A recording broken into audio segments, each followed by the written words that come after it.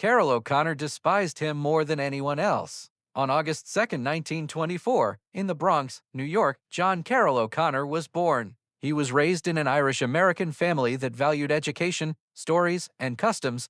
The Great Depression's economic troubles had a big effect on his early life. These events made him very conscious of class, suffering, and how people see the world in different ways, views that he eventually brought to his playing jobs in such a vivid way. O'Connor went to Wake Forest University and then the University of Montana. He had to stop his studies for a short time to serve in the United States Merchant Marine during World War II. This was a time that taught him about resilience, discipline, and how complicated people can be after the war. O'Connor went back to school and eventually got a degree in English. He loved books, language, and how people expressed themselves, so he decided to become a teacher before he found his actual passion, acting. He went to Ireland in the 1950s to study at University College Dublin. This trip abroad helped him learn a lot about theater and performance. He started acting in stage plays, which helped him improve his skills and get ready for the lengthy career that lay ahead of him. O'Connor subsequently returned to the United States,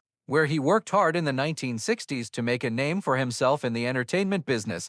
He had guest roles in a number of TV shows and supporting roles in Hollywood movies, such as Cleopatra 1963, What Did You Do in the War, Daddy 1966, and Point Blank 1967. These roles showed how versatile he was because he could effortlessly switch between serious dramatic roles and funny ones. But even though he was talented, it wasn't until the 1970s that O'Connor got the role that would make him famous and put him in the history books. That part was, of course, Archie Bunker in the revolutionary sitcom from 1971 until 1979, All in the Family. Archie Bunker was a working-class man from Queens. He was a character who showed the prejudices, disappointments, and generational differences that were common in American culture at the time. O'Connor took on the challenge of playing a character with such provocative opinions, even though many actors might have been afraid to do so. He gave Archie depth, complexity, and even times when he was weak, making sure the character was never a one-dimensional stereotype.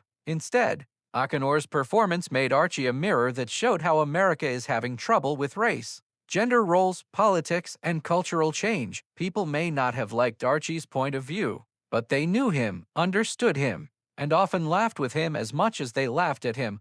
All in the Family was a cultural phenomenon that broke down barriers on television by openly talking about issues like racism, women's rights, the Vietnam War, and economic inequality, things that had seldom, if ever, been talked about on primetime television. O'Connor won 4 Primetime Emmy Awards for his efforts on the show as the best lead actor in a comedy series. This made him one of the best actors on television. From 1979 to 1983, he played Archie again in the spin-off series Archie Bunker's Place. This added to his legacy and influence. But Archie Bunker didn't define O'Connor. In the late 1980s and 1990 seconds, he became famous again for playing the kind and thoughtful Chief Bill Gillespie in the TV show In the Heat of the Night, which ran from 1988 to 1995. Gillespie was a character that changed over time, learning, maturing, and adapting to the problems of racial tension and crime in a little Mississippi town. This is very different from Archie.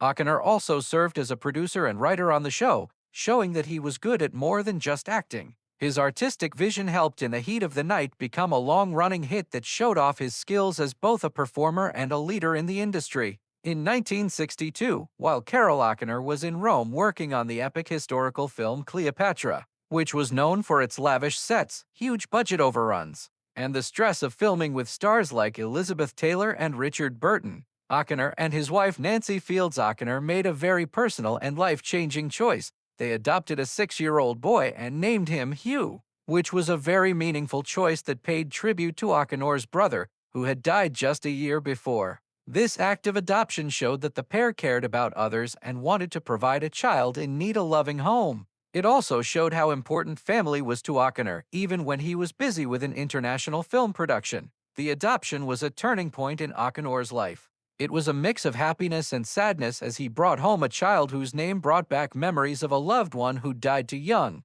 Hugh's father worked in the movie and TV industry, so Hugh learned about it as he grew up. He was 17 when he got a modest but important job on the set of Archie Bunker's Place, where he worked as a courier. Even though it seemed like a small job, this one allowed Hugh the chance to be actively part in the atmosphere that had molded a lot of his father's life and career. At this point, Ochner was a well-known TV star. He wanted to share the excitement and responsibility of a professional set with his son. This not only strengthened their family ties, but it also taught his son the value of hard work and how the entertainment industry works.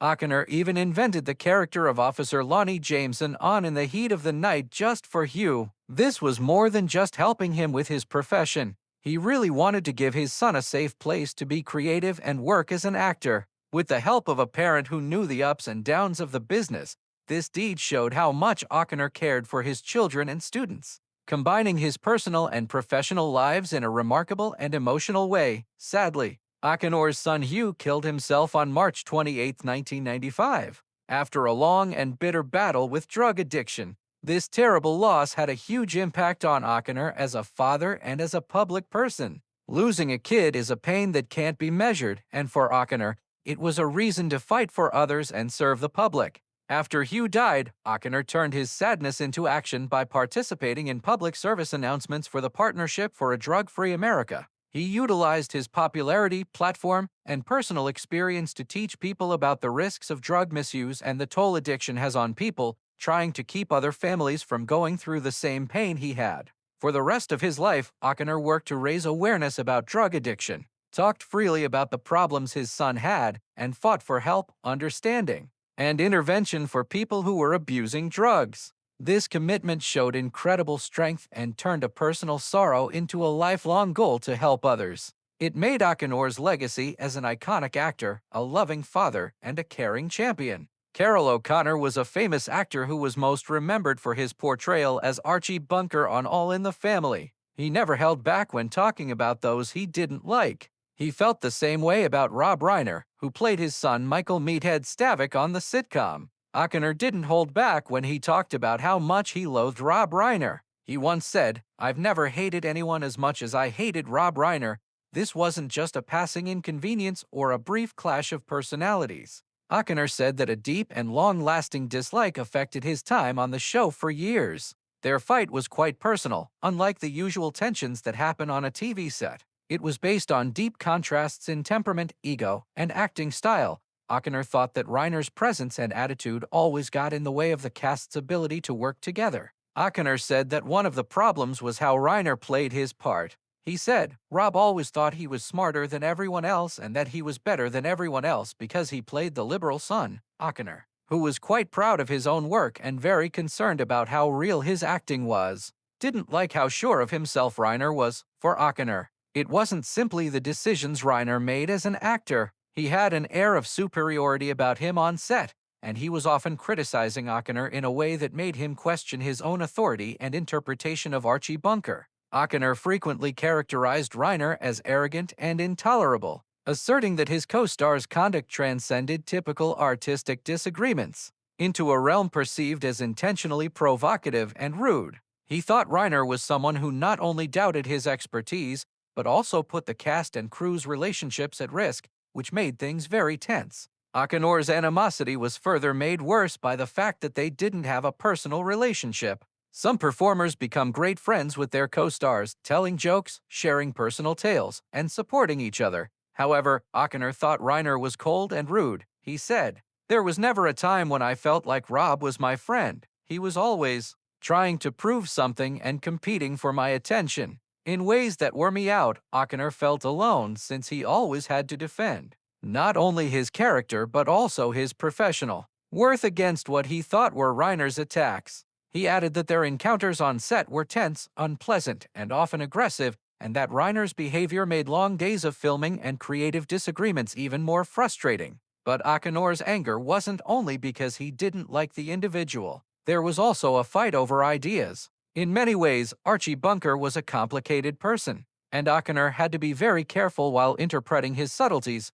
Reiner's portrayal of his role, on the other hand, relied largely on sarcasm and ideological assertion, which Ochner said made the father-son conflict simple by turning it into a moral lesson. He once said, "It wasn't about acting. Every day, he tried to teach me a lesson about right and wrong, liberal and conservative. I'm not a preacher. I'm an actor because of this ideological tension." Their sequences were especially hard for Akiner, who felt like he had to continually deal with Reiner's desires while yet being faithful to the character of Archie. Even though Akiner felt these things very strongly, they didn't often show up on video. He despised Reiner personally, but because he was a professional, he made sure that the tension enhanced to the scenes instead of taking away from them. Akiner's hatred may have ironically added to the emotional chemistry that made Archie and Michael's encounters so interesting to watch. However, Akiner himself would probably have seen this as a little consolation, but in private, he never changed his mind.